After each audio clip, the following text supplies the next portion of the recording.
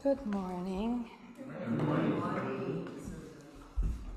So this is not my first time up here, but probably my last time. As Polly called it, my swan song. David Whyte, as Polly already said, is an Irish-British-American poet and philosopher.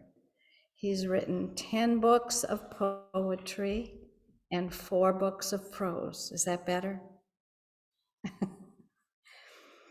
His mother was Irish, and that is what he attributes his love of poetry to, was his Irish mother.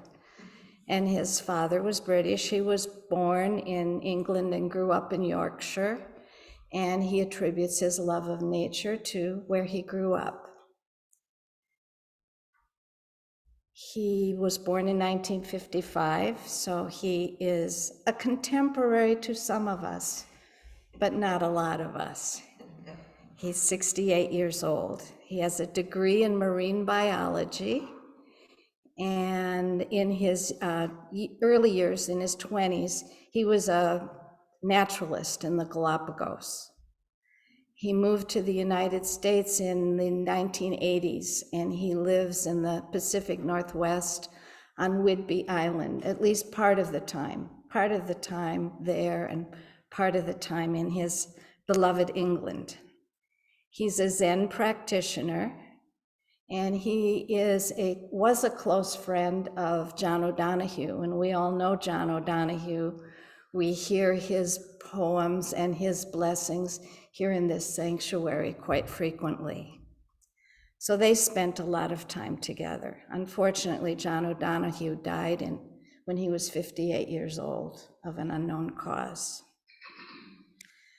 David Whyte's poems confront mysteries of birthing, aging, and death. And so now you know why I like David Whyte's poems. It's my favorite topic, death and dying. One of Whyte's quotes is, "A poem can often articulate something that you've only intuited, but haven't been able to say."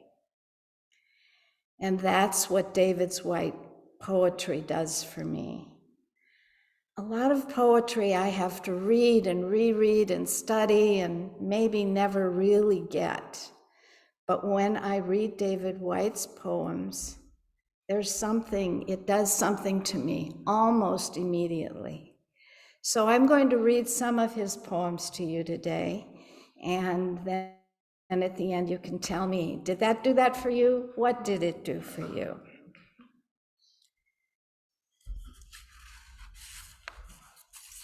The first poem, and you have copies of it in your bulletin if you want to read along. You don't have to, of course. Faith from Where Many Rivers Meet. I want to write about faith, about the way the moon rises over cold snow night after night, faithful even as it fades from fullness, slowly becoming that last curving and impossible sliver of light before the final darkness. But I have no faith myself. I refuse it, the smallest entry. Let this then, my small poem, like a new moon, slender and barely open, be the first prayer that opens me to faith. Let this then, my small poem, like a new moon, slender and barely open, be the first prayer that opens me to faith. Just beyond yourself from the bell and the blackbird. Just beyond yourself, it's where you need to be. Half a step into self-forgetting and the rest restored by what you'll meet. There is a road always beckoning. When you see the two sides of it closing together at that far horizon and deep in the foundations of your own heart at exactly the same time, that's how you know it's the road you have to follow. That's how you know it's where you have to go. That's how you know you have to go. That's how you know, just beyond yourself. It's where you need to be.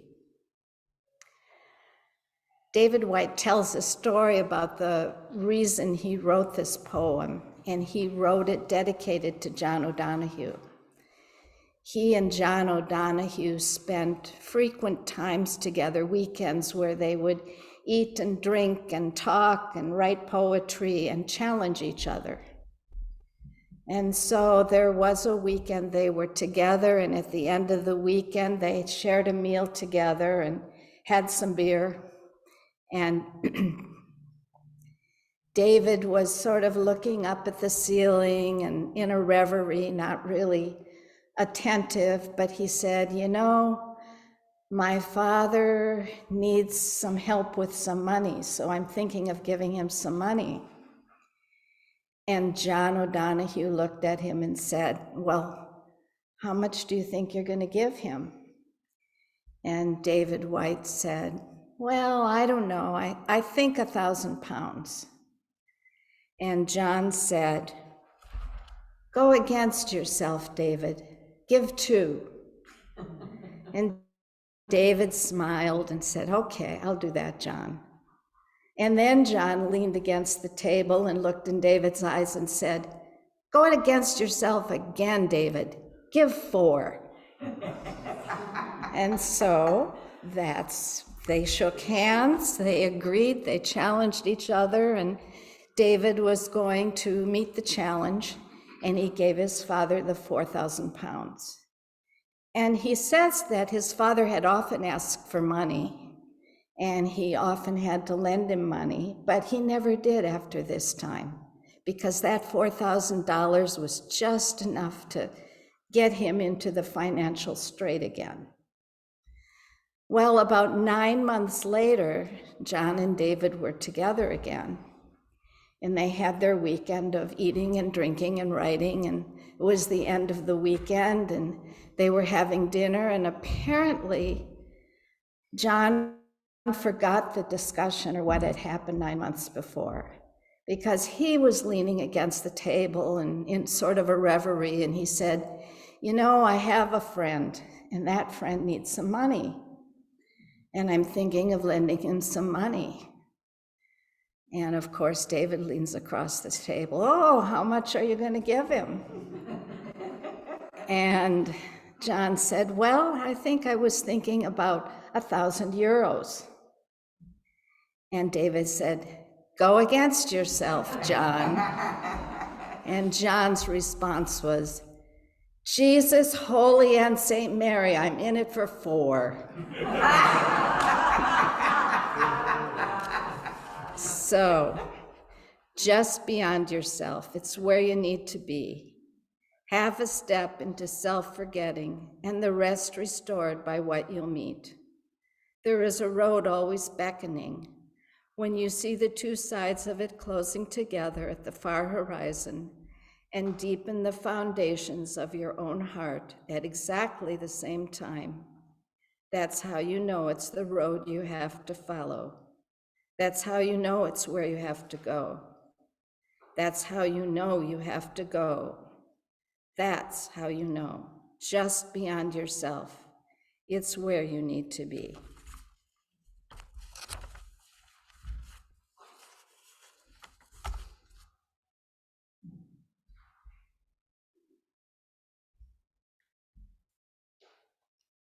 Oh, that's what the water was.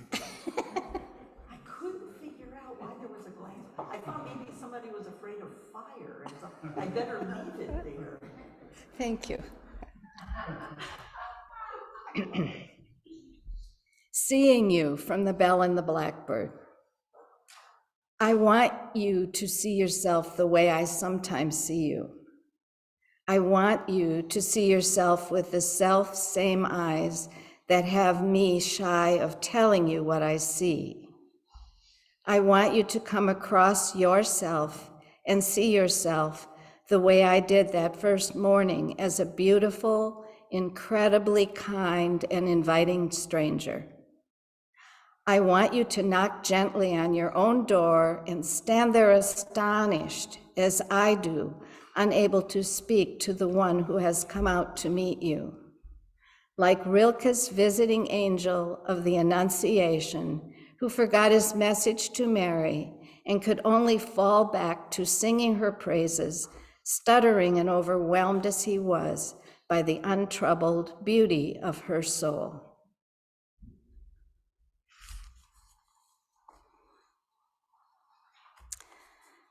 I will go on to second sight from Essentials.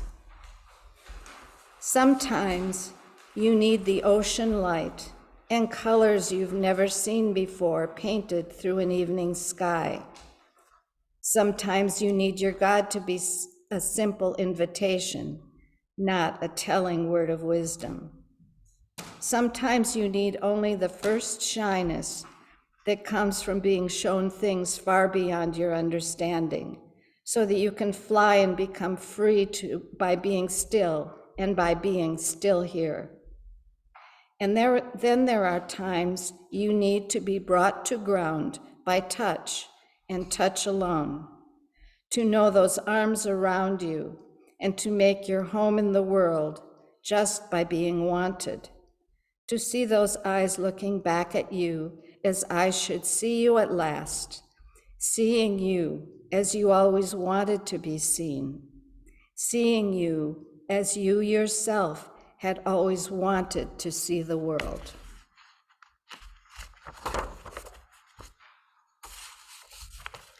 And lastly, regret from Consolations, or maybe from Essentials, I've forgotten. Regret is a short, evocative, and achingly beautiful word, an elegy to lost possibilities, even in its brief enunciation. It is also a rarity and almost never heard except where the speaker insists that they have none, that they are brave and forward, looking and could not possibly imagine their life in any other way than the way it is. To admit regret is to understand we are fallible, that there are powers in the world beyond us. To admit regret is to lose control, not only of a difficult past, but of the very story we tell about our present. And yet, strangely, to admit sincere and abiding regret is one of our greatest but unspoken contemporary sins. The rarity of honest regret may be due to our contemporary emphasis on the youthful perspective. It may be that a true useful regret is not a possibility or a province of youth, that it takes a hard-won maturity to experience the depths of regret in ways that do not overwhelm and debilitate us, but put us into a proper, more generous relationship with the future.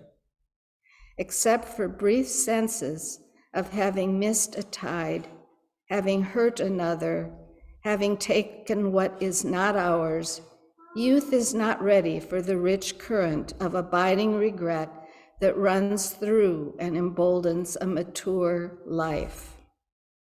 Sincere regret may in fact be a faculty for paying attention to the future, for sensing a new tide where we missed a previous one, for experiencing timelessness with a grandchild where we neglected a boy of our own. To regret fully is to appreciate how high the stakes are, even in the average human life.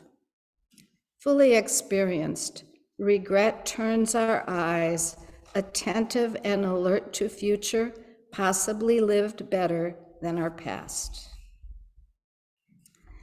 Lastly, I would like to play a poem to you that's read by David Whyte, because there's nothing like listening to David Whyte read his poetry.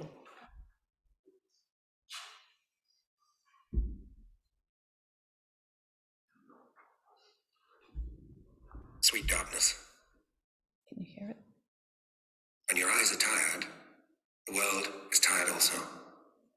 When your vision has gone, No part of the world can find you. It's time to go in to the dark where the night has eyes to recognize its own. When your eyes are tired, the world is tired also. When your vision is gone, no part of the world can find you. It's time to go into the dark where the night has eyes to recognize its own. There you can be sure you are not beyond love. There you can be sure you are not beyond love. The dark will be your home tonight. The night will give you a horizon further than you can see. You must learn one thing. You must learn one thing. The world was made to be free in. Give up all the other worlds except the one to which you belong. Sometimes it takes darkness and the sweet confinement of your aloneness to learn anything or anyone that does not bring you alive is too small for you. When your eyes are tired, the world is tired also. When your vision has gone, no part of the world can find you. So it's time to go in to the dark where the night has eyes to recognize its own. It's time to go into the dark where the night has eyes to recognize its own. There you can be sure you are not beyond love. Not beyond love. The dark will be your home tonight. The night will give you a horizon further than you can see. You must learn one thing. The world is made to be free in. Give up all the other worlds except the one to which you belong. Sometimes it takes darkness and the sweet confinement of your aloneness to learn anything or anyone that does not bring you alive is too small for you. Those last lines could be equally anything or anyone that does not bring you alive, you have made too small for you. It's an astonishing proclivity of human beings to take the most precious thing in their life and to turn it into a burden and a weight that they carry, their children, their spouse, their work, their art even. The ability of human beings to turn things into a logistical burden, the way that a romantic duo can become a logistical army of two in a marriage with children, a task-oriented force, the mystery, what is hidden, what is unspoken, what is about to be, what was so exciting at the beginning, neglected through lack of language or through lack of intentionality or lack of attention. So this is an invitation. So now it's your turn.